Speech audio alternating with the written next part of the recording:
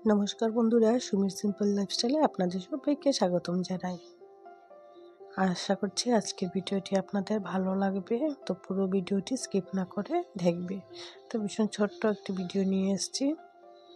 তো দেখো, সকাল সকাল উঠে সবার ফার্স্টে চুল আঁচড়ে নিলাম, আর তারপর এই যে জানালার পর্দাটা কিন্তু খুলে দিলাম। তো এটা কিন্তু শীত আসার পর জানালাটা কিন্তু একদমই খুলি না আর কি, ভীষণ হাওয়া আসে। বিশেষ করে এই যে সকাল টাইমটা কিন্তু একদমই খুলি না, একদম হাওয়া মানে কি বলবো, পুরো ঘরটা ঠান্ডা হয়ে থাকে। তো দেখো, শীতের কাপড় টাপড় পরে নিলাম। তো জানো, সবার ফার্স্টে এই যে ঠাকুরঘরের সামনেটা পরিষ্কার করবো আর কি, ভীষণ নোংরা হয়ে রয়েছে। তো কদিন থেকে করবো ভাবছিলাম, তো করা হয়ে উঠছিল না। তো দেখো, সার্ফের গুঁড়ি ভালো করে ঢেলে দিলাম, আর এবারে ভালো করে ঘষে নিচ্ছি। আর এদিকে দেখো, বালতির মধ্যে জলটাও কিন্তু এনে রেখে দিয়েছি। তো একটু জলটা ঢেলে দিয়ে আর তারপর জলটা সব কেচে ফেলে দেবো, তো পরিষ্কার হবে আর কি। তো একবার কিন্তু আমি ব্রাশ করে করে দিয়েছিলাম, আর এবারে এই যে কাপড়টা দিয়ে একটু ভালো করে করে নিচ্ছি আর কি, একটু ঘষে দিচ্ছি। তারপর এই যে জল ঢেলে দিলাম, জল ঢেলে দিয়ে তারপর একটু পরিষ্কার করে দেব, তাইলে কিন্তু হয়ে যাবে। তো যেহেতু মানে সাদা রঙের টাইলসও লাগানো আছে, তো সেটা কিন্তু মানে নোংরা হলেও কিন্তু ভীষণ বাজে লাগে আর কি দেখতে। তো দেখো, এখন একদম পরিষ্কার হয়ে গেছে। তো এগুলি কাজ কিন্তু সবসময় করি না আর কি, যখন দেখি যে বেশি নোংরা হয়ে আছে তো তখনই কিন্তু এই কাজগুলো করি। তো বৃষ্টি হলে কিন্তু ততটা নোংরা বসে থাকে না আর কি, যেহেতু এখন বৃষ্টি নেই, তো এই যে ধুলা উড়ে উড়ে কিন্তু নোংরা হয়ে যায়। তো দেখো, একবার সকালবেলা চা খেয়ে নিয়েছিলাম, আর এবারে এই যে ডালিয়াগুলো করে নিচ্ছি। সবসময় তো রুটি করি, তো আজকে ভাবছি যে আর রুটি করবো না, একটু ডালিয়ার খিচুড়ি করব। তো বাবা কিন্তু ভীষণ ভালোবাসে এই যে ডালিয়ার খিচুড়ি। তো দেখো, আমি এদিকে ডালটা কিন্তু সদ্য করতে বসিয়ে দিলাম, আর এইদিকে এই যে ডালিয়ার প্যাকেটটা, তো এদিকে সিদ্ধ হোক।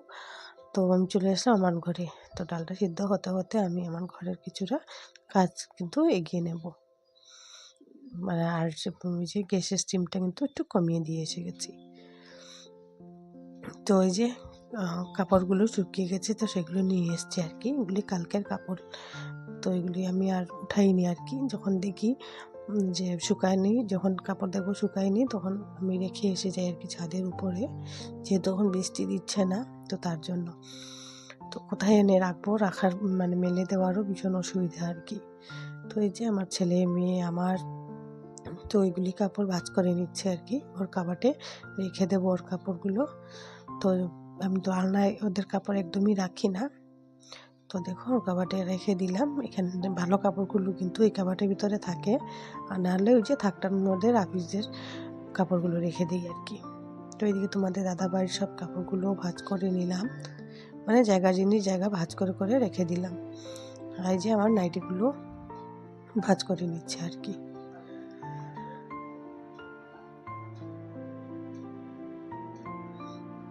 তো যাই হোক, আমার আলনাগুলো কিন্তু পরিষ্কার করে নিলাম।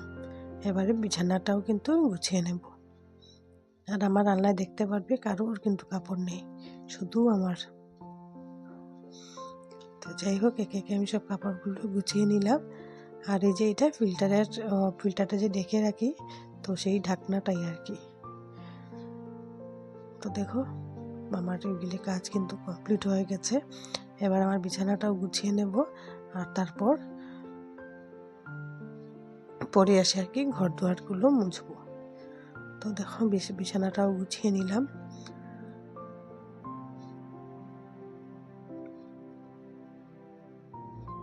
আর বালিশ দুটো দিয়েছিলাম রোদে, তো সেটাও কিন্তু নিয়ে এসে গেছি, কারণ বেশি সময় থাকলে হয়তো উপর থেকে বানরগুলো ফেলে দেবে, তো তার জন্য বেশি সময় রাখিনি আর কি, নিয়ে এসে গেছি। নতুন বালিশ, তাও কিন্তু একদম মানে শোয়ার পর পর কিন্তু একদম বসে পড়ে আর কি, তো তার জন্য একটু রোদে দিয়েছিলাম। আর এই বালিশ থেকে জানো, কাপড়টা কিন্তু অনেকটাই বড় হয়ে গেছে, তো ধুয়ে দিচ্ছি আরও কিন্তু লুজ হয়ে যাচ্ছে। তো যাই হোক, আমি সুন্দর করে বালিশগুলো রেখে দিলাম। আর ওইদিকে দেখো, এসে ডালিয়াগুলো কিন্তু দিয়ে দিয়েছি। তো যাই হোক, ডালিয়াগুলো সিদ্ধ হতে থাক, আর আমি এদিকে অন্য কাজগুলো কিন্তু করে নেব।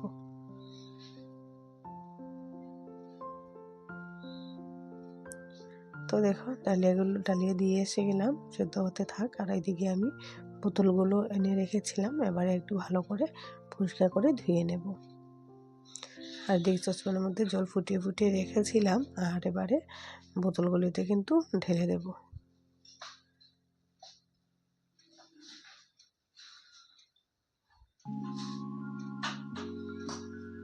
এই সসপ্যানটার মধ্যে কিন্তু বোতলগুলো জড়ো করে রাখতে কিন্তু ভীষণ সুবিধা হয়। তো তার জন্য কিন্তু সবসময় আমি এই বোতলগুলো মানে এই সসপ্যানটার মধ্যেই কিন্তু বোতলগুলো ধুয়ে রাখি।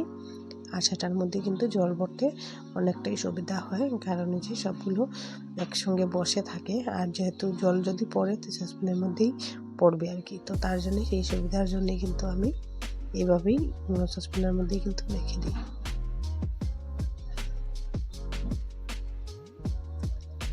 তো দেখো এদিকে আমার বোতলগুলো ধোয়া কমপ্লিট হয়ে গেল, আর এদিকে আমার ডালিয়াটাও কিন্তু সেদ্ধ হয়ে গেল।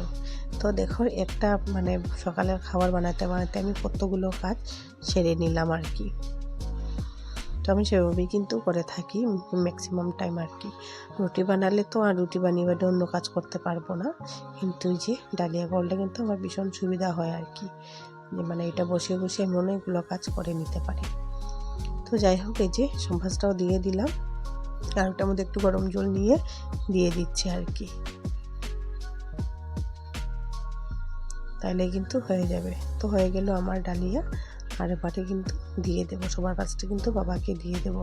বাবার খাওয়া দাওয়াতে কিন্তু একটু লেট হয়ে গেলে কিন্তু ভীষণ মানে কি বলবো, রাগ করেন আর কি, বকাঝকা করবে। তো বকাঝকা তো আমাকে না করে মানে সব বকাঝকা করবে মাকে আর কি।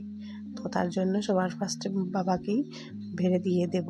তো মানে খাওয়াটা পেয়ে নিলে বাস খাবে কিন্তু একটু, কিন্তু টাইম অনলি লাগবে আর কি, টাইম টু টাইম দিতেই লাগবে। তো দেখো এদিকে আমি আলু ভাজিটা বসিয়ে দিলাম, আর এদিকে ডালটাও সেদ্ধ করতে বসিয়ে দিলাম।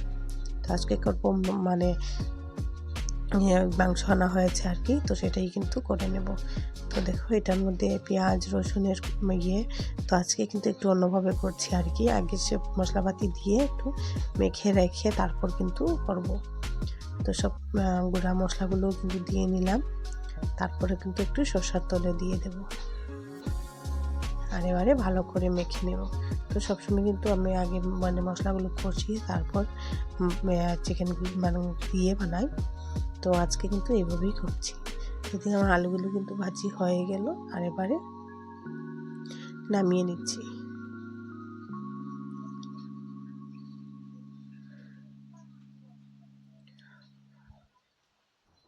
কি সুন্দর লাল লাল করে ভেজে নিলাম, আর এবারে একই কড়াইতে অল্প তেল দিয়ে আর বসিয়ে দেব চিকেনগুলো।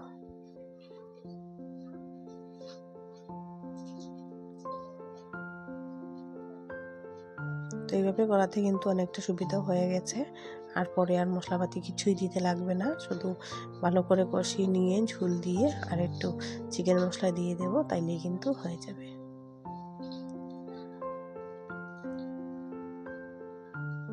তবে ভালো করে নাড়িয়ে আর পরে ঢাকা দিয়ে রেখে দেব।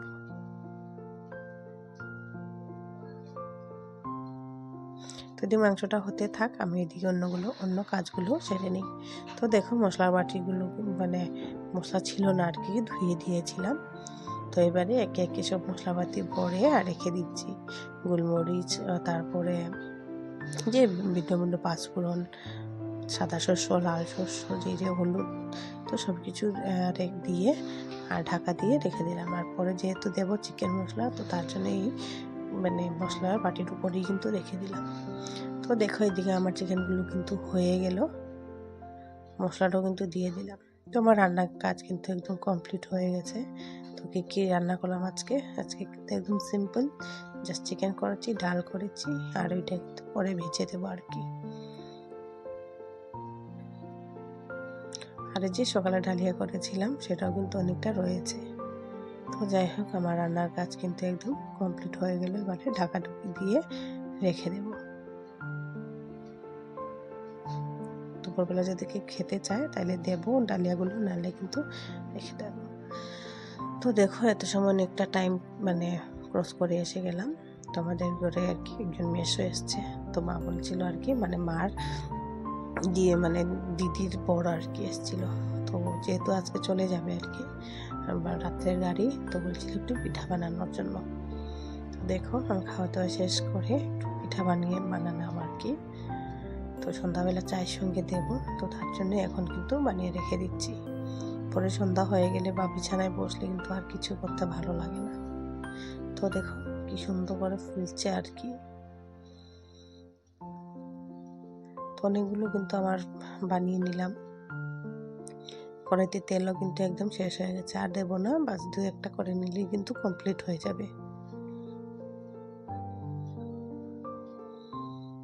তো দেখো অনেকগুলো বানালাম, তাই না? তো আরও 1-2টো করলে কিন্তু হয়ে যাবে। এই যে বাটিটা একদম পরিষ্কার করে দিয়ে দিচ্ছি আর কি। তো দেখো আমি এদিকে বসতে বসতে না একদম কোমরটা এত ব্যথা করছিল, কি বলবো, একদম নেড়ে ছেড়ে আর পারছিলাম না আর কি। একবার ভেবেছিলাম যে না এখন রেখে দেবো আর বাকিগুলো পরে করবো। তো ভাবলাম যে পরে আবার সব জিনিস ইয়ে করবো, তো থাক, তার থেকে ভালো করিনি। তো আমি গ্যাসটাও অফ করে দিলাম। তো আমার বানানো কমপ্লিট হয়ে গেল, আর কোমরে এত ব্যথা করছিল কি বলবো। এটা দেখো কতগুলো বানিয়ে নিলাম, দেখতে পাচ্ছ ভীষণ সুন্দর হয়েছিল, খেতেও কিন্তু ভীষণ ভালো লেগেছিল। তো আমি ওই জায়গাগুলো ভালো করে এখন পরিষ্কার করে নেব, জায়গায় জিনিস জায়গায় রেখে দেবো। কোনো কিছু কাজকর্ম করার পর কিন্তু জায়গায় এত এলোমেলো হয়ে থাকে কি বলবো। তো সঙ্গে সঙ্গে না গুছালেও ভালো লাগে না। তো এই যে গরম কড়াই তেলটাও কিন্তু এখানে উঠিয়ে রেখে দিলাম, এবার ভালো করে পরিষ্কার করে নিচ্ছি। তো গ্যাসটাও কিন্তু উঠিয়ে রেখে দেবো উপরে, কারণ এতগুলো পিঠা বানাতে কিন্তু আমি দাঁড়িয়ে দাঁড়িয়ে কখনো পারবো না। তো তার জন্য কিন্তু আমি সবসময় গ্যাসটা নিচে নামিয়ে নিই। তো দেখো কতগুলো বাসনপত্র বেরিয়েছে আর কি, এই যে। তো সেগুলো আর জমিয়ে রাখবো না, একসঙ্গে ধুয়ে নেব। তারপর কিন্তু সন্ধ্যা দিতেও যাবো, এদিকে সন্ধ্যার কিন্তু টাইম হয়ে যাচ্ছে। তো এগুলি সব গুছিয়ে রেখে তারপর সন্ধ্যা দিতে যাব। দেখতে দেখতে মানে পুরো দিনটা কিভাবে কেটে যায় আর কি একদিন বোঝা যায় না।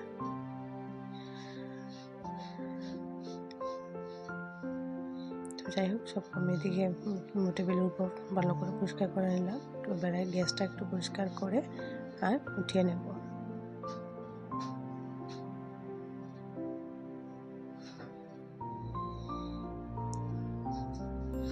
আর ওই যে নিচে তেলের পরে তারপরে যে পিঠের ইয়েটা পরে একদম চিটচিটে হয়ে আছে আর কি।